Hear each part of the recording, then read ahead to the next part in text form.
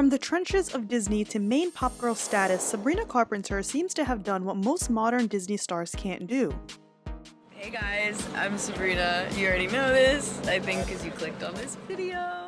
After not being able to crack Billboard's Hot 100 chart, consistently missing the mark as her songs sit on the bubbling under chart, Sabrina Carpenter snagged her first #1 hit with Please Please Please, a follow-up to Espresso, the hit that took Sabrina from lukewarm celebrity status to the one to watch for as it peaked at #3.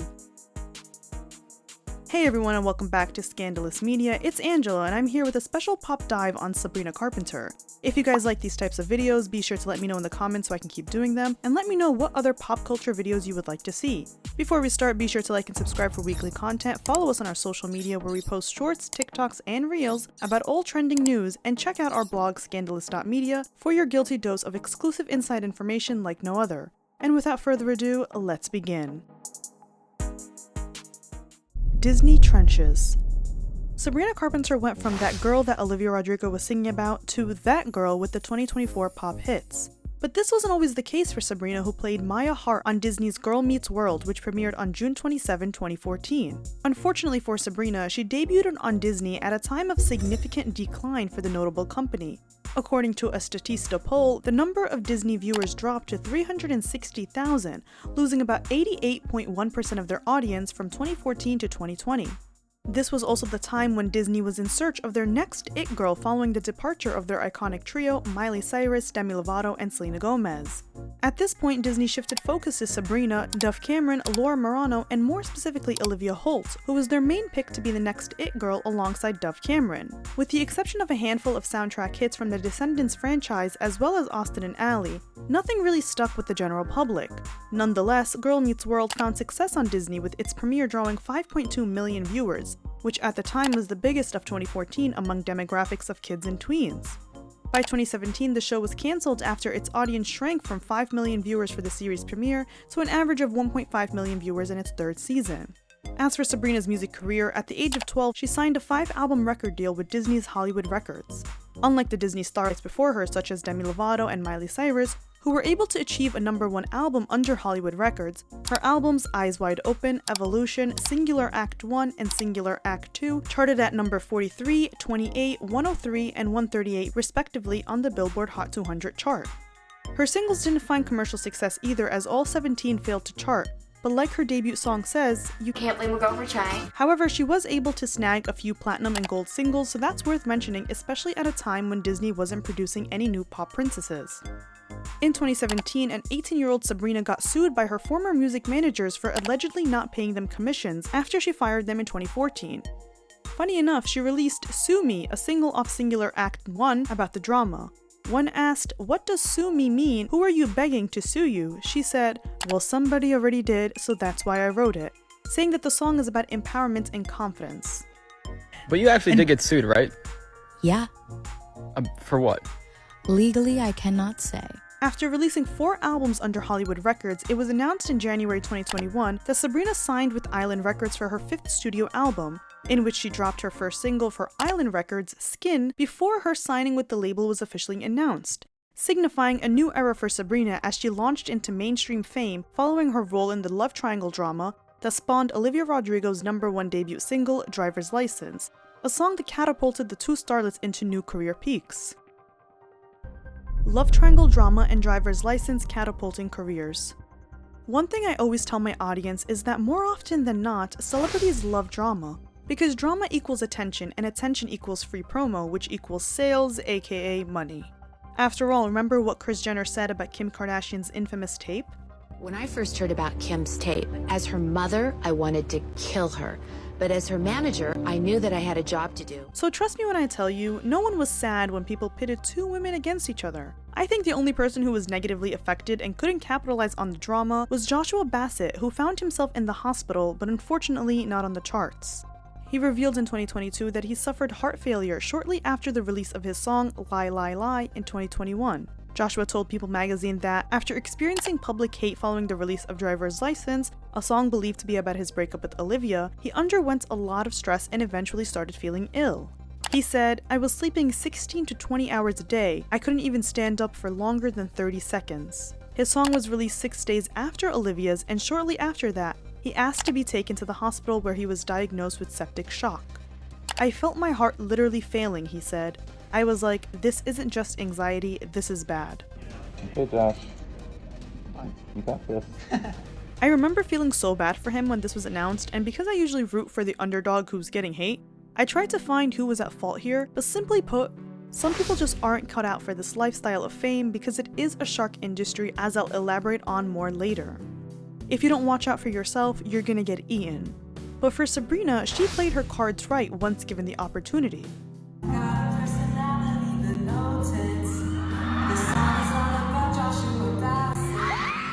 Driver's License was released on January 8, and it was an instant hit.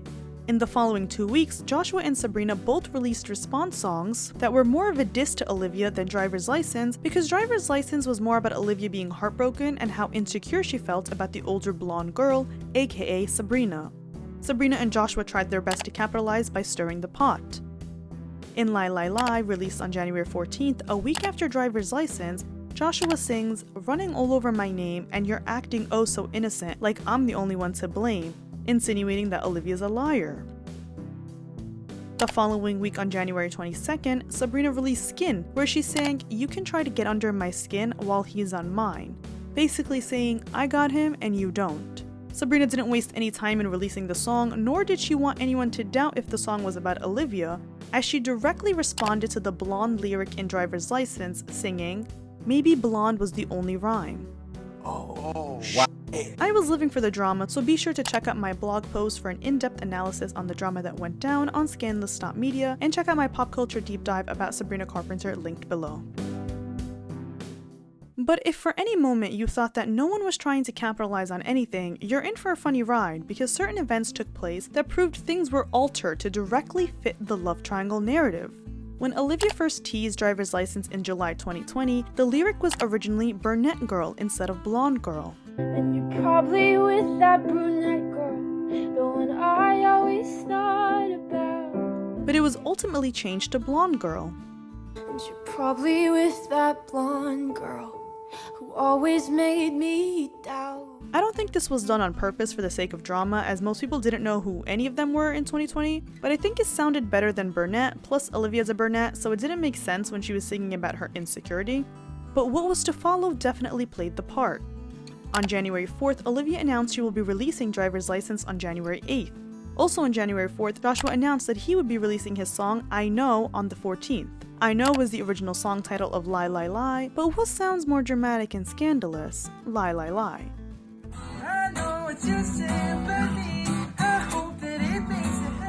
Also, Joshua had already teased this song in April 2020 before Olivia even started teasing Driver's License. Sabrina revealed that she wrote Skin as a diss track to Driver's License, writing, "I wasn't bothered by a few lines in a magnificent song," and wrote a diss track about it. But ultimately she revealed that the entire song had a deeper meaning and it was inspired by many different situations. And I'm sure the majority of it had been written and recorded a while before release as well. This brings me to the next part. Time is of the essence. My name is Sabrina Carpenter. When it came to Sabrina catapulting herself from the trenches of Disney to the top of the charts, one has to understand that timing was of the essence in this case. Had Sabrina released Skin a little too late or after the drama died down, she may not be where she is now. Had TikTok not been a thing in 2021 and had those videos using Driver's License to explain the love triangle not gone viral, who knows where Olivia would be today. Instead, Driver's License was a smash hit, challenging hip-hop's dominance on streaming platforms, and Sabrina's response started a discourse on whether the lyrics of Skin were justified, as some people felt like what she said in Skin was uncalled for. And looking back at Skin in comparison to the songs that feel authentic to Sabrina's artistry, it seemed like the soft, heart-wrenching ballad of Driver's License was the vibe Sabrina was going for with Skin, but despite being her highest charting song at the time, it wasn't enough to build her up. Both response songs were released a week after each other, leading the general public to drink up all this drama they felt heavily entitled to, as the artist catered to the story. I don't think Joshua and Sabrina actually felt the way their songs portrayed them, but they wanted to cause drama to capitalize as a "gotcha, here's my response" moment, and this worked for Sabrina as Skin was her first Billboard entry. From there, she knew that if she could finally achieve a new peak in her career with Skin being her highest peaking single after 3 albums and 17 singles, then the best was truly yet to come. Emails I Can't Send, her 5th studio album released in July 2022, was her highest charting to date, and it featured another song that referenced a love triangle drama. Unlike Skin, Because I Liked a Boy focused on how Sabrina felt in the middle of the love triangle when she was receiving hate, taking notes from the driver's license approach showcasing more vulnerability than sass. Despite not being an official single, it received a music video, and was performed on The Late Late Show with James Corden because it revived the love triangle drama again. The deluxe version of the album was released in 2023, with Sabrina dropping Feather, another hit from the album. She then went on to open for Taylor Swift on the Eras Tour, ultimately replacing Taylor's former baby Olivia Rodrigo, which also sparked up some drama about Taylor choosing to highlight quote-unquote Olivia's enemy after taking 50% of her royalties, which I talked about in a different video. That drama also kept Sabrina hot and a topic of conversation. And in the year 2024, Sabrina scored her first #1 with Please Please Please right after Espresso became a smash hit, and at the time of this video's recording, achieved a peak of #3 on Billboard. Since Sabrina is new to many people, most people forget that she's an industry veteran who got her big break on Disney, a platform that preps and primes its celebrities for Hollywood. It's not like she went viral on TikTok overnight and then was booked for Jimmy Fallon the next. Oh no, this girl has already been exposed to the industry and she's definitely media trained. And this worked in her favor because she gained that experience and connections under her belt, so now she can put her years in the industry to the test. She's been singing professionally for years and also seems to have the tolerance for fame, a quality that many stars lack nowadays. She knows what it's like to work hard and not get that recognition, so when she finally hit her big break, she knew what to do with it. And when you look at her on stage, she's like an enigma. You love to watch her perform, and she looks like she loves to perform. This tolerance is a big reason why Taylor Swift is still huge today, and seems to only be getting bigger. Most people can't tour for as long as Taylor, let alone put on a 3-hour show. Many celebrities burn out from tours and land in rehab. Look at Selena Gomez. She hasn't finished a tour since 2012, with her cancelling both the Stars Dance Tour in 2014 and the Revival Tour in 2016 for rehab. Miley Cyrus hasn't toured officially since the Bangers Tour in 2014. Sure, she did the Milky Milky Milk Tour and the Attention Tour, but those tours only had 8 and 5 shows respectively. Ariana Grande hasn't toured since 2019 despite releasing 2 albums since. A lot of these artists don't have the tolerance for tour, and if you listen to what they say about it, you can tell that it takes a toll on them. Justin Bieber notoriously cancelled the Justice World Tour after 49 shows, but he did get diagnosed with Ramsay-Hunt syndrome, so that's probably an unfair comparison. But look at Shawn Mendes. At the peak of his career, he dipped because of his mental health. He literally cancelled his entire world tour only 7 shows into the tour. He couldn't handle it, and I'm not saying it's bad the celebrities don't tour. I get it, it's hard and a lot, but what I'm trying to say is that most celebrities, especially post-COVID, no longer have the stamina and tolerance for the industry. A lot of these industry veterans are getting burned out, and there's always going to be younger and fresher stars to replace them. Some learned the hard way that it's either now or never to capitalize. Look at Zayn Malik, who had the entire world's attention after leaving One Direction and having a very successful debut era. He disappeared from the industry for his own personal issues, and when he tried to come back with Love Like This, the single massively underperformed, not charting at all in the US and not cracking the top 30 in his home country on the UK singles chart. And in terms of timing, many artists have fumbled when it was time to capitalize.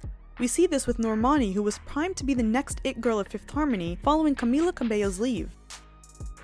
She had 2 multi-platinum top 10 hits, but it took her 7 years after Fifth Harmony's last album to release her debut album. And with every year that passed, her circle that encompassed her audience only grew smaller and smaller, and when she finally released the album, she probably only had 7 people listening.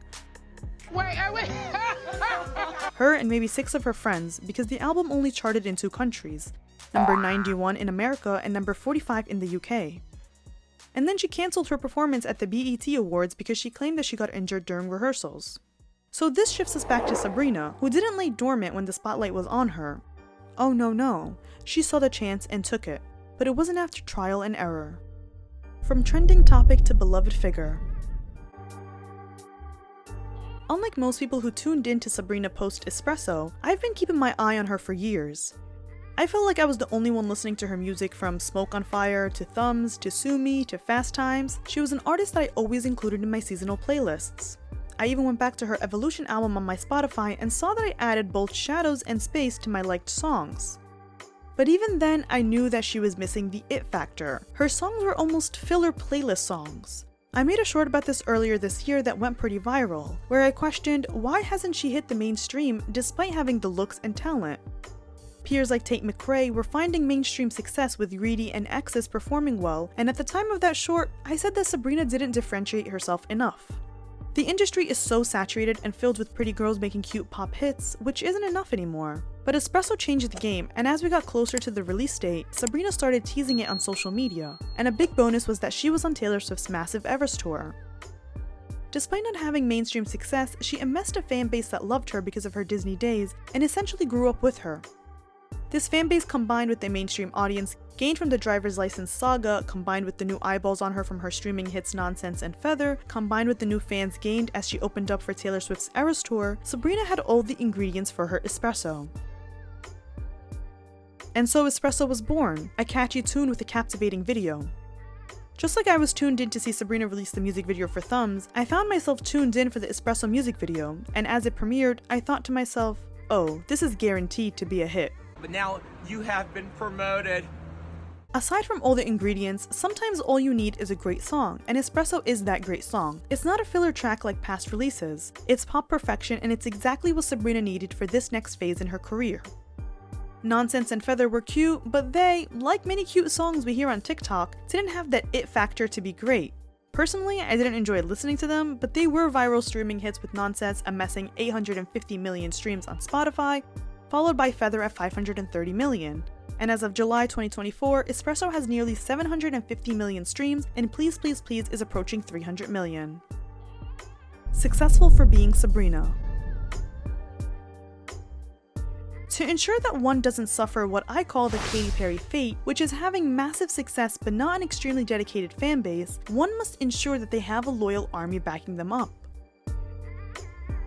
Katy's fall from 6 #1 singles from one album to having songs barely chart post Taylor Swift feud sits rent-free in my head.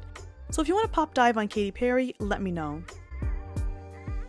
Many people will listen to a song, but not many will stay for the artist unless there's that emotional attachment to them, which is where we'll see an artist capitalize simply because their fanbase is big enough and not because of the general public's impact. We saw this with BTS's chart domination, and even now with Taylor Swift, who will dominate the charts because of her massive fanbase, but not because the song itself is a pop cultural success. Most of Taylor Swift's chart-topping songs haven't been heard by the general public. That's how niche her music can be. But in the case of Sabrina, her personality shines through her music, and a lot of her recognition today comes from her personality. Plus, she's kind of hilarious.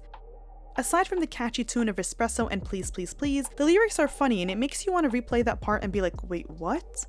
She catches you off guard in the best way possible. That's That Me Espresso has become a meme for its grammatical incorrectness, and Vulture writer Justin Cordo compared it to the line, "Now that I've become who I really are" from Ariana Grande and Zed's 2014 single Break Free, saying that such grammatically incorrect lines often end up being the catchiest lines in the song. Or the lyrics for Please Please Please, where Sabrina sings, "Heartbreak is one thing, my ego's another, I beg you, don't embarrass me, motherfucker." One that is also becoming a meme on TikTok because everyone keeps singing the curse in a deep southern accent. Heartbreak is one thing, my ego's another. I'm begging, don't embarrass me, motherfucker. Sabrina is finding relevancy solely based on herself as opposed to being tied down to certain drama or a specific ex. It's hard to maintain relevancy after finding it because of a trending topic, since trending topics come and go. No one is saying she's the new Olivia or even the new Taylor because she has individualized herself so much. She also relies on shock factors such as releasing a racy video in a church resulting in a priest getting fired. But even then, she finds humor in those situations, and her funny nature keeps people tuned in. When she was questioned about the Feather music video controversy, she said, I mean, how do we feel about scandalizing the Catholic Church a little with Feather? Gotta go, girl, gotta go, gotta go, gotta go. And then she said that she got approval in advance to shoot in the church, saying that Jesus was a carpenter. She also maintained relevancy in 2023 when Nonsense went viral, notably for all the outrageous sexual references in the different outros she played, which were specific to either the country or event she was performing for. And I gotta admit, sometimes it was uncomfortable to hear.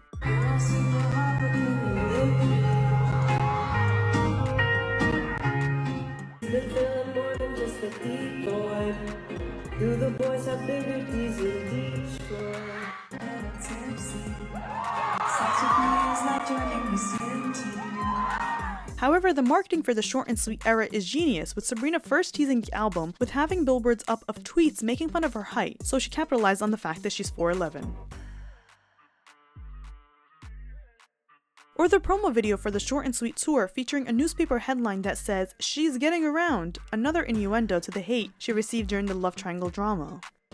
She reacted to Please Please Please's #1 by including a viral tweet of someone saying, "I've never seen someone fumble their second single this much," leading to a hilarious interaction between the user behind the tweet and Sabrina.